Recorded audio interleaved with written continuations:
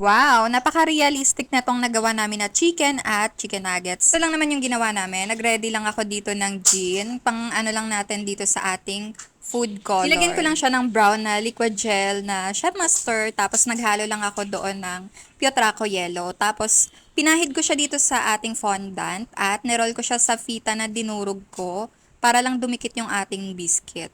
Okay lang na medyo makapal yung paglalagay natin yan kasi mamaya gagamitan ko pa siya ng airbrush para dun sa final na kulay niya. Tatalsik pa kasi yung mga yan kaya kailangan mas makapal pa rin yung ilalagay mo. At pagkatapos nga niyan, yung liquid na pinahid natin sa fondant kanina ay pwede na natin siyang gamitin dito sa ating pang airbrush. Ang ganda talaga nitong gamitin itong airbrush na to mga mi. Rechargeable nga ito at super ganda nga ng pagkaka-outcome ng ating cake pagka ginamitan din natin ng airbrush. Lalo na yung mga ganito na kailangan natin ng realistic. At medyo nakulangan nga ako doon sa details na pinapagawa sa amin. Kaya naman nagdagdag na lang ako dito ng chicken. Bali naghulma pa ako, hinabol ko na to. Pero ang tumapos nito yung asawa ko kasi hindi ko talaga makuha yung pagkakahulma ng chicken. Naglagay lang ako ng cornstarch mga mi kasi nga dumidikit sa gloves itong ating fondant. Totoo nga na napakahirap nga gumawa ng details lalo na pagka naka-gloves ka. At ito na nga yung hinulma ng asawa ko dahil nga hindi ko nga magets kung paano nga hulmahin yung chicken na yun. Sabi niya kasi kanina ay mali nga raw yung ginagawa ko kaya naman siya na yung pinatapos ko at ayan pinahidan ko na siya ng liquid na